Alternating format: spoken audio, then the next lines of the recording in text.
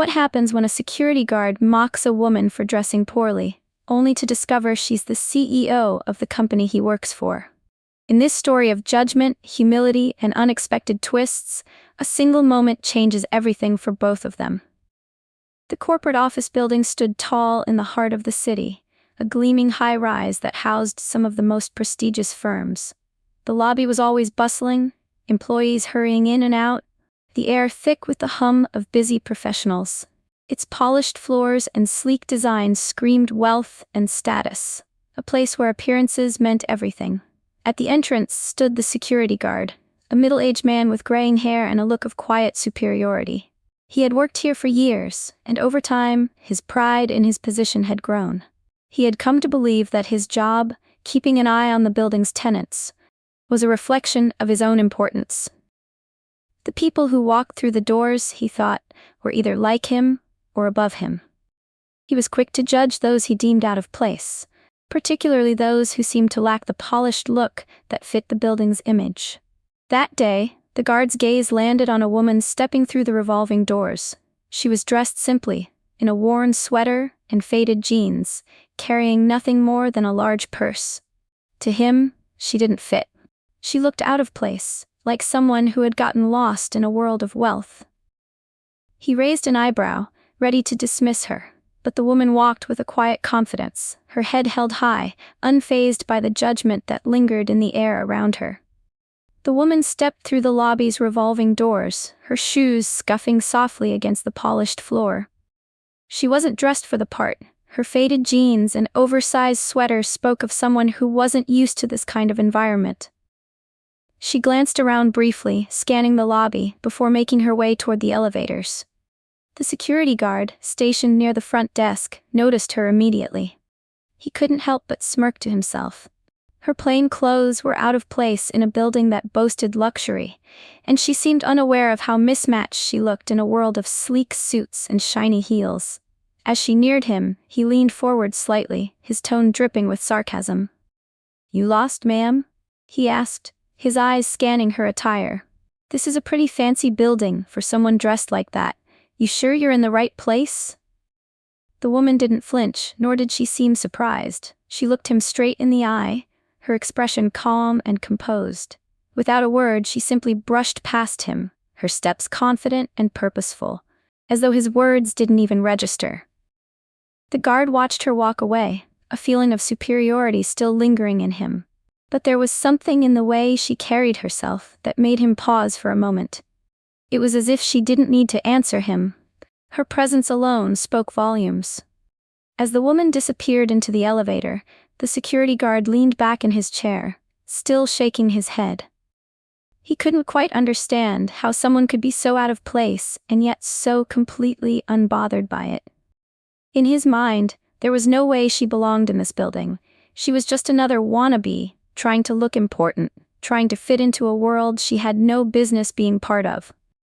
He had seen people like her before, those who dressed poorly, acting like they were important, but who clearly had no idea how things worked in the real world. He shook his head again, smirking to himself. She wasn't fooling anyone, not with that worn-out sweater and those faded jeans. It made him feel better about his own place in the building, like he was part of something exclusive, something she could never be a part of.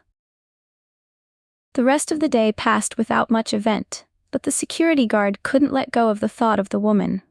During his breaks, he found himself gossiping with some of the office staff. "You see that woman earlier?" he asked, chuckling. "She looked like she wandered in from the street. What was she even doing here?" His words were met with laughter, his mocking tone feeding his sense of superiority. The woman, in his mind, was nothing more than a blip in the day, a nobody in a world where he was somebody. The woman stepped into the elevator, her expression unchanged as the doors slid closed behind her. She pressed the button for the top floor without hesitation, the lights above lighting up as the elevator began its ascent. The security guard, who had already forgotten about her, was busy at the front desk, keeping an eye on the regular flow of visitors. To him, she was just another face, another lost soul wandering the building, unworthy of his attention. As the day wore on, the building remained busy, employees rushing through the halls, working their usual routines. Meanwhile, at the top floor, the woman walked into a large conference room where an important meeting was already in progress. She was greeted with respect by the team gathered there. Her presence seemed to shift the energy in the room, the staff all standing to acknowledge her. The guard had no reason to look up again until he overheard whispers floating through the lobby later that afternoon. "Did you hear? The new CEO's in the building today," he overheard one of the employees say. His mind went blank for a moment before the realization hit him. His heart dropped. The woman, the one he had mocked, the one he had thought so little of, was the new CEO of the company he worked for. The truth stung him like a slap to the face. The once dismissed woman was, in fact, the most powerful person in the building. Later that afternoon, the security guard was called into the CEO's office. He couldn't understand why, but as he entered, his eyes widened in shock. There, seated at the head of the conference table, was the woman he had mocked earlier. The woman dressed in old clothes, the one he had written off as out of place. She was no longer in those simple clothes, but in a professional suit, exuding authority and confidence. His heart raced, and the air felt thick with the weight of his mistake. He felt his face flush with embarrassment as he stood awkwardly, suddenly realizing the gravity of his previous judgment. This wasn't just any visitor. This was the CEO, the most powerful person in the building, someone he had insulted and belittled without even knowing who she truly was. "Do you have something to say, officer?" she asked, her voice calm, but there was a subtle edge to it, as if she already knew what was running through his mind. He stammered, trying to find the right words. I'm so sorry. I didn't know. I judged you. I shouldn't have. The woman cut him off, her expression still composed but stern. "Prejudice and assumptions are dangerous, officer," she said quietly. "They make us forget that everyone deserves respect, no matter how they look." The guard stood there, feeling the full weight of his mistake, knowing he couldn't undo the past, but hoping to learn from it. In the days that followed, the security guard's attitude changed. He became more observant, more aware of the people around him. He realized how often he had let appearances shape his judgments, how easily he had assumed someone's worth based on what they wore or how they looked.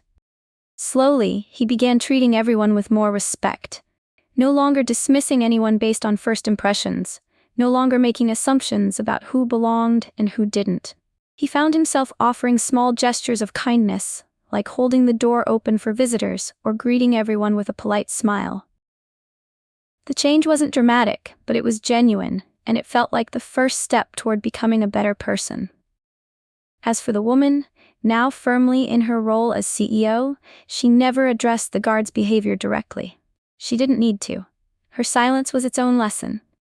She continued to lead with quiet strength, treating everyone with the same grace and dignity, whether they were dressed in designer suits or plain clothes. Her actions spoke louder than any words could have. The guard noticed that she was fair, kind, and never condescending, regardless of who she was dealing with. She didn't seek revenge or hold grudges. Instead, she showed the guard, and everyone else, that respect wasn't earned through appearances, but through character. And in her example, he found the humility he needed to change. The guard stood at his post, a quiet reflection in his eyes. It had been weeks since that day when he had mocked the woman, and in that time, his entire perspective had shifted. He was no longer the man who scoffed at others based on their appearance. He'd seen firsthand how easily assumptions could be wrong, and how devastating they could be to both the person judged and to himself. His days had become less about standing watch, and more about truly observing. He took the time to greet everyone with kindness, and he no longer judged a person based on what they wore or how they looked. His job, once something he had done on autopilot, now felt important. He paid more attention to the little details, the faces that passed through the building each day. With a new sense of care, he began treating every visitor and employee with the respect they deserved. Meanwhile, the woman continued to rise in her role as CEO. Her leadership marked by a quiet strength. Her presence, calm and composed, spoke volumes in a world that often equated power with arrogance. She didn't need to prove anything. Her actions did all the talking. In the end, it was her silent grace and the lessons she imparted without a single word that changed not just the guard, but everyone around her. Through her quiet strength, she had taught him the greatest lesson of all: humility.